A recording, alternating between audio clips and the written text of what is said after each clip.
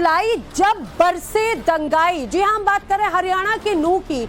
हरियाणा के नूह में जिस तरह से हिंसा हुई उससे 5 दिन हो चुके हैं और इन 5 दिनों में हिंसा फैलाने वाली भीड़ का असली एजेंडा क्या था, क्या रहा, वो भी उजागर हो गया है। दंगाइयों की एक एक एक्सक्लूसिव तस्वीर हम आपको दिखाएंगे, इनका असली मकसद क्या था वो भी हम आपको बताएंगे। लेकिन उसके पहले हरियाणा हिंसा पर आपको जल्दी से अपडेट दे देते हैं। बताते चले कि अब तक इस पूरे हिंसा मामले में 93 FIR जो है वो दर्ज की गई हैं। 176 लोगों को पकड़ा जा चुका है, 78 लोग हिरासत में लिए गए हैं। नूह में हिंसा के बाद में आपको बता दें आरोपियों की तस्वीरें भी सामने आई हैं। ज्यादातर दंगाइयों की उम्र आप ये मान के चलिए 18 से 30 साल के बीच है। जुमे की नमाज आज होनी है। इस हिंसा के बाद में 5 दिन के बाद में आज है शुक्रवार का दिन, यानी कि जुमे की नमाज का दिन। अब जुमे की नमाज को देखते हुए अलर्ट जरूर जारी किया गया है। हरियाणा के कई शहरों में जुमे पर अलर्ट है, क्योंकि जब हिंसा नूह में देखने को मिली थी तो सिर्फ नूह नहीं बल्कि देखते ही देखते ये मेवात का जो इलाका है उसके आसपास के कई और इलाके, कई शहर इस हिंसा की चपेट में थे। हमने देखा पलवल हो, हमने देखा गुरुग्राम हो, हमने देखा सोहना, ये वो इलाके थे जहां पर इस हिंसा की आग साफ तौर से नजर आई।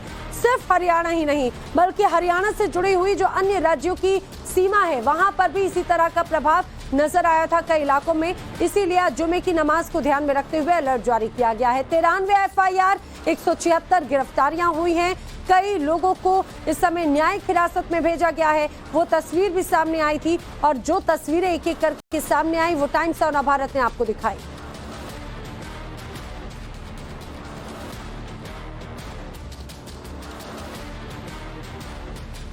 तो नूह हिंसा से जुड़ी हुई जो बड़ी खबर है, हिंसा वाले दिन का एक वीडियो सामने आया है।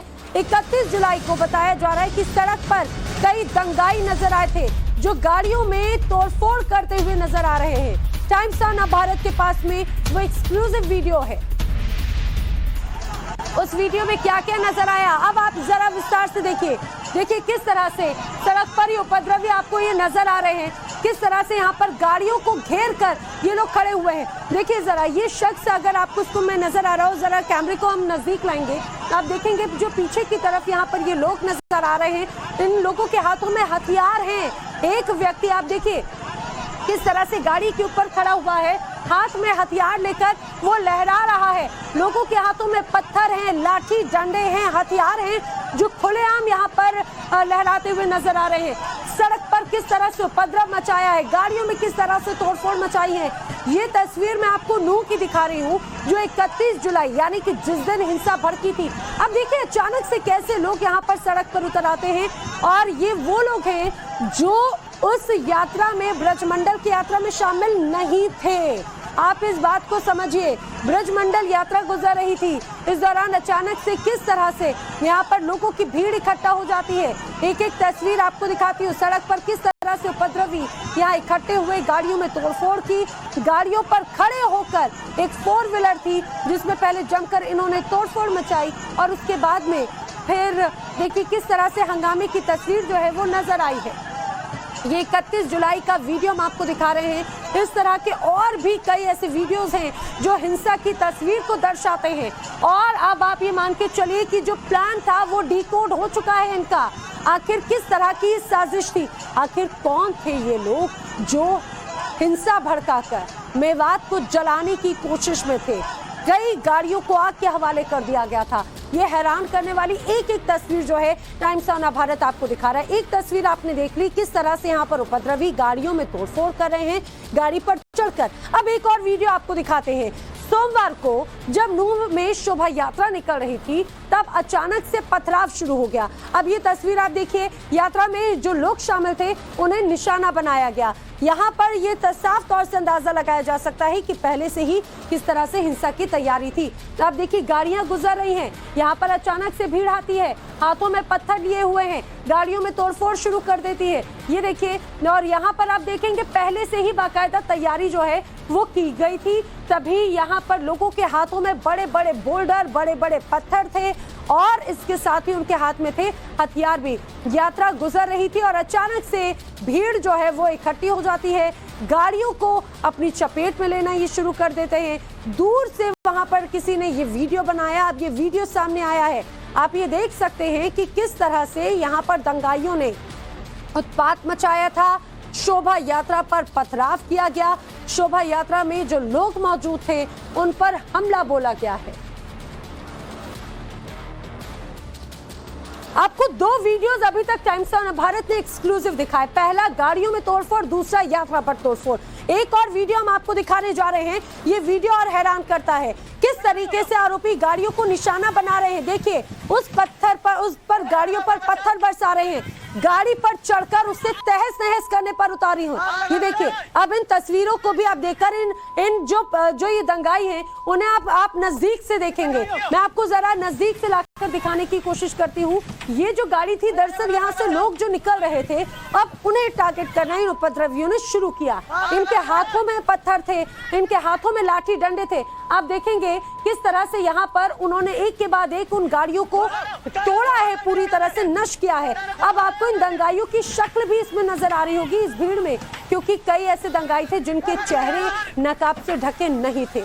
एक एक दंगाई की आप शक्ल देख लीजिए, ये वही लोग हैं जो भाईचारे को समाज से खत्म कर देना चाहते हैं, ये वो लोग हैं जो हिंसा भड़काना चाहते हैं, ये वो लोग हैं जो उपद्रव मचाना चाहते हैं और देश को आग में झुलसाना चाहते हैं। देखिए कैसे गाड़ी में पहले जमकर पत्थरों से, लाठी डंडों से तोड़फोड़ की। इसमें आपको कई छोटे बच्चे भी नजर आ रहे हैं। आप ये देखिए, खास तौर से अभी आप ये वीडियो देखेंगे, इसमें आपको पीले रंग की शर्ट में जो पीछे ये एक बच्चा नजर आ रहा है, हाइट उसकी कम है। आप ये समझिए कि क्या उम्र होगी उसकी, आखिर किसके कहने पर उसने अपने हाथ में इस दौरान कॉपी कलम की जगह पत्थर उठा लिया, उसने अपने हाथ में लाठी डंडे उठा लिए, आखिर किसके कहने पर वो इस तरह से उपद्रवियों के बीच में शामिल है। आप ये देखिए, ये बच्चा बार बार आपके सामने जो अभी कैमरे में आपको नजर आ रहा है।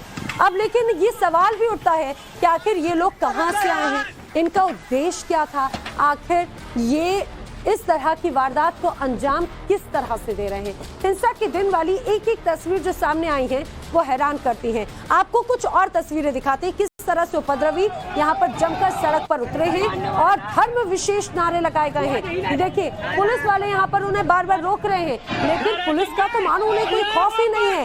भड़काऊ नारेबाजी, मजहबी नारेबाजी इनकी जुबान पर थी। पुलिस के रोकने के बाद भी बल्कि पुलिस को धमकाते हुए नजर आए हैं। ये वीडियो आप देखिए, यहाँ पर किस तरह से नारे लगाए गए हैं।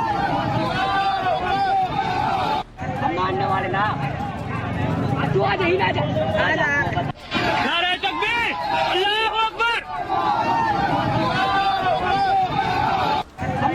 धर्म विशेष नारे फिर भी एक बार समझ आते हैं, लेकिन आप ये समझिए भड़काऊ नारे, पुलिस को एक तरह से धमकाना, आखिर इतनी ताकत इनमें कहां से कि इनमें कोई खौफ ही नहीं। दंगाइयों को जहां जो भी मिला उसने वहां पर तोड़फोड़ शुरू कर दी। अब एक और वीडियो मैं आपको जो दिखा रही हूं, आप इसको देखकर बखूबी समझेंगे। सड़क पर खड़े ट्रक पर उपद्रवी किस तरह से पत्थरबाजी करते हैं, ये तस्वीरें आप देखेंगे गौर से। यहाँ से सड़क से जो गाड़ियां गुजर रही हैं उनको टारगेट किया गया। अब ये जो ट्रक खड़े हुए हैं, दरअसल हमने देखा है कि हरियाणा का ये जो इलाका है, मेवात का इलाका है, सोहना का इलाका है, यहाँ पर बड़ी संख्या में जो गाड़ियां हैं, बड़ी बड़ी हैवी जो गाड़ियां हैं, खासतौर से ड्राइवर, ये जो ट्रक वगैरह हैं, कई जगहों पर उनका मैन्युफैक्चरिंग भी होता है और कई जगहों पर वो यहाँ से गुजरते हैं हाईवे से। लेकिन उन गाड़ियों को कैसे इन्होंने नुकसान पहुंचाया, ये तस्वीरें हम आपको दिखा रहे हैं। जो गाड़ियां खड़ी हुई थी उनमें तोड़फोड़ की गई है, उनमें पत्थरबाजी की गई है। कुल मिलाकर ये कि इनका उद्देश्य था हिंसा भड़काने की, उनका उद्देश्य था यहाँ पर उत्पात मचाने का, उनका उद्देश्य था हिंसा भड़काकर मेवात को या फिर नूह के इन तमाम जो आसपास के इलाके हैं उन्हें सिर्फ और सिर्फ आग में झुलसाने की। ऐसी कई और तस्वीरें हैं, कई और खुलासे हैं जो टाइम्स ऑफ भारत लगातार कर रहा है। फिलहाल रुपए एक छोटे से ब्रेक के लिए। देखो भाई फायरिंग होते हुए।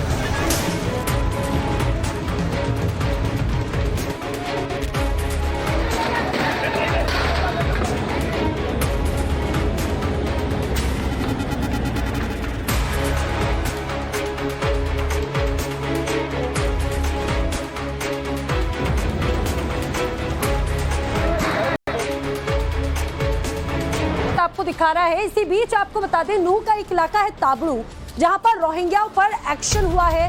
अवैध घर जो यहां पर बनाए गए हैं, उन अवैध घरों पर बुलडोजर वाली कार्रवाई की गई है। गैर कानूनी रूप से दरअसल बताया जा रहा है कि यहां पर जो रोहिंग्या रह रहे थे उन पर एक्शन लिया गया है। अब वहां पर बुलडोजर चला है। जिस तरह से नूह में यहां पर जमकर उत्पात मचाया गया था, माना जा रहा था कि उसमें कई असामाजिक तत्व भी थे। अब जो अवैध रूप से यहाँ पर लोग रह रहे हैं, जांच की जा रही है, अब उन पर एक्शन भी हो रहा है। इसी तरह से ताबड़ू में यहाँ पर रोहिंग्याओं पर एक्शन हुआ। अब ज्यादा जानकारी के साथ में मेरे साथी मोहित ओम जुड़ रहे हैं। मोहित, जरा बताइए किस तरह का ये एक्शन है, कौन थे ये लोग?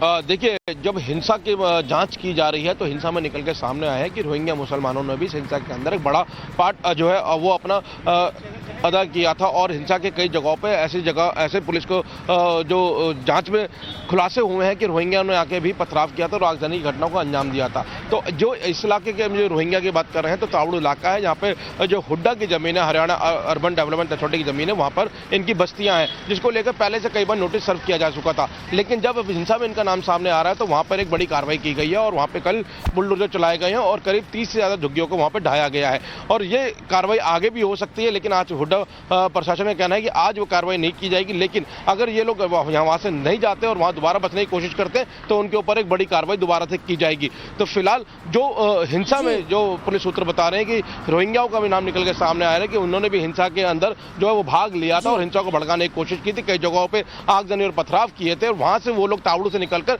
नूह की तरफ आए थे। करीब 17 किलोमीटर के आसपास वो यहाँ पर आए थे। तो एक ये प्लानिंग की तरफ इशारा करता है कि रोहिंग्याओं को भी इन लोगों ने शामिल किया था जो हिंसा कर रहे थे और जो ये अवैध रूप से यहाँ पर रह रहे हैं तो उसके खिलाफ एक कार्रवाई करते हुए कल प्रशासन नजर आया और प्रशासन ने यहाँ पर देर शाम बुलडोजर चला के 30 से झुग्गियों को ढाया। ठीक है, यानी कि इस हिंसा में जो लोग शामिल थे उसमें रोहिंग्या और मुसलमानों के भी शामिल होने की जानकारी थी। अब ऐसे तमाम जो लोग थे उन्हें चिन्हित किया गया जो अवैध तरीके से यहाँ पर रह रहे थे। बुलडोजर एक्शन हुआ। जानकारी के लिए आपका मोहित शुक्रिया। इसी बीच नूह में 31 जुलाई को जो हिंसा हुई उसका स्याह सच एक एक करके बाहर आ रहा है। दंगा भड़काने वालों के खिलाफ पुलिस का भी एक्शन जारी है। बड़ी खबर यह है कि नूह हिंसा में भड़काऊ पोस्ट को लेकर एफआईआर दर्ज की गई है। इस एफआईआर में शाहिद का नाम है, एफआईआर में आदिल का नाम है, एफआईआर में शायर का नाम है और उनके खिलाफ एफआईआर दर्ज की गई है। दरअसल 31 जुलाई को भड़काऊ पोस्ट करने का आरोप इन पर है। हरियाणा पुलिस की रडार पर ऐसे 2300 भड़काऊ वीडियोस हैं जो सोशल मीडिया पर पोस्ट किए गए हैं और सोशल मीडिया एक्टिविटीज को ध्यान में रखते हुए 7 एफआईआर दर्ज की गई है। आपको बता दें, इन लोगों पर सेक्शन 153, 153A, 295A, 298, 504, 109, 292 के तहत केस दर्ज किया गया है। यानी कि आप ये मान के चलिए उन्मादी किस तरह से यहाँ पर भड़काने का काम कर रहे थे, किस तरह से भड़काऊ पोस्ट की गई थी, लोगों को भड़काने के आरोप में अब इन पर एक्शन लिया जा रहा है।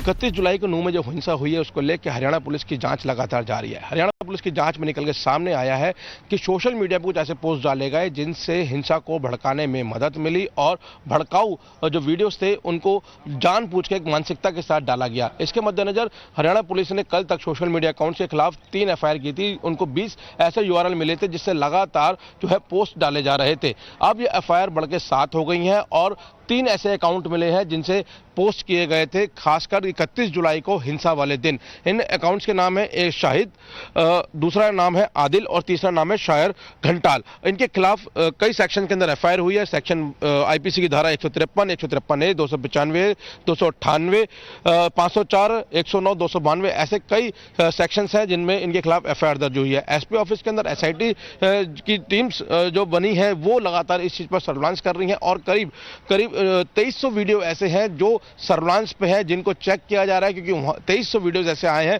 जिनमें कुछ भड़काऊ भावना दर्शाई गई है, भड़काऊ वीडियोस वो थे और उसको लेकर अब लगातार जो है वो जांच तेज की जा रही है। और लगातार हरियाणा पुलिस का कहना है कि सोशल मीडिया में जो वीडियोस आए थे, जिन लोगों ने डाले हैं, उनके खिलाफ सख्त कार्रवाई की जाएगी। अब जो 3 नाम सामने आए हैं, इन तीनों की अब पूरी डिटेल्स ली जा रही है। अगर शाहिद के बारे में बात करें तो शाहिद ने 31 जुलाई को 5 वीडियो डाले थे, आदिल ने 1 वीडियो पोस्ट किया था, और जो शायर गुरु घंटाल है, जिसकी अभी प्रोफाइल नहीं पता लग पाई ये कौन है, इसने 2 पोस्ट अपने अकाउंट से डाले थे। तो फिलहाल अभी 2300 वीडियो जो पुलिस के सर्विलांस पे है और लगातार एसआईटी इस मामले में जांच कर रही है। कैमरा में दिलबर वस्ती के साथ मोहित ओम, टाइम्स ऑफ भारत, बवाल। यानी आप ये समझिए कि जिस तरह से नूह में हिंसा भड़काई गई थी, वो एक अचानक से कोई इस तरह की स्थिति नहीं बनी। बाकायदा इसको लेकर साजिश थी, बाकायदा एक कैंपेन के तौर पर सोशल मीडिया पर इस तरह से उपद्रवी एक्टिव थे। और इसी हिंसा पर एक बड़ी खबर आपको बता दें, बिट्टू बजरंगी के खिलाफ एफआईआर दर्ज की गई है। भड़काऊ पोस्ट करने के मामले में एफआईआर दर्ज हुई। हिंसा में अपना नाम आने के बाद में बिट्टू बजरंगी ने टाइम्स ऑफ भारत से बात करके सफाई भी दी है। क्या कहना है, सुनाएंगे आपको। इस हंगामे के बीच में 3-4 नाम जो हैं वो लगातार लिए जा रहे हैं। उनमें से एक नाम है बिट्टू बजरंगी जी का, और बिट्टू बजरंगी जी हमारे साथ मौजूद हैं। भगवान श्री राम का आप पीछे देख सकते हैं कि पोस्टर लगा हुआ है, उनके चरणों में बैठे हुए हैं। बिट्टू जी, आपका नाम आ रहा है कि आपने एक बयान दिया, और उस बयान के बाद में ये जो कुछ भी बवाल हुआ है नूह में, वो उस बयान की कहीं ना कहीं उस बयान की भी प्रतिक्रिया है। आपका क्या कहना? भी ये प्रतिक्रिया बहुत सारे बयान आए, उनमें से आपका बयान भी जो है वो माना जा रहा है कि आपका बयान जो था उसकी भी यही प्रतिक्रिया, मतलब जो प्रतिक्रिया हुई है उसमें एक बयान आपका भी जिम्मेदार है, ऐसा बोला जा रहा है। आपका क्या? यानी कि एक तो ये कहना है मेरा कि हम लेडीज बच्चों के साथ, बुजुर्गों के साथ, महिलाओं के साथ जलाभिषेक करने गए मंदिर में, और कोई भी अपने परिवार के साथ पूजा अर्चना करने के जब जाता है तो लड़ाई झगड़ा नहीं करता। सबसे पहले तो ये बात, हम वहाँ पे पूजा अर्चना करने गए थे, और हर साल की भांति इस वर्ष भी हमारी यही शोभा यात्रा थी। और लेकिन वो उन्होंने बोला कि बिट्टू ने ऐसे बयान दिए, क्या वो आधे घंटे में सारी चीज को तैयार बैठे थे कि बिट्टू बोलेगा और हम बंदूक और गन तान देंगे। तो आपने बिट्टू बजरंगी को सुना। दरअसल इनका भी नाम हिंसा में कहीं ना कहीं प्रोवोक करने को लेकर सामने आया था, एक्शन लिया जा रहा है। फरीदाबाद बजरंग दल प्रमुख अशोक बाबा ने अपने वायरल हो रहे वीडियोस पर सफाई दी है।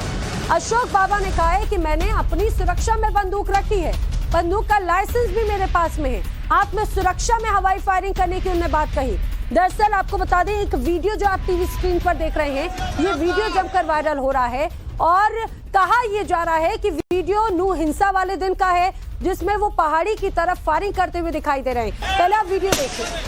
आराम से आराम से।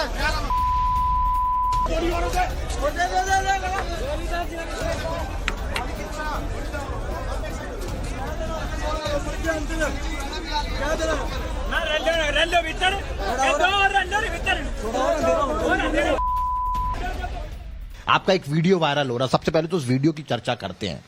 उसमें आपने बंदूक ली हुई है बड़ी भारी, क्या कौन सी बंदूक थी वो? पहले तो ये बताइए। दरअसल वो अपना 315 की राइफल है, नॉर्मल राइफल है, जिसका इंडियन ऑर्डिनेंस हमें लाइसेंस देती है अपने बचाव। मतलब लाइसेंस ही है वो? जी, लाइसेंस ही बंदूक है। कितने साल से आपके पास?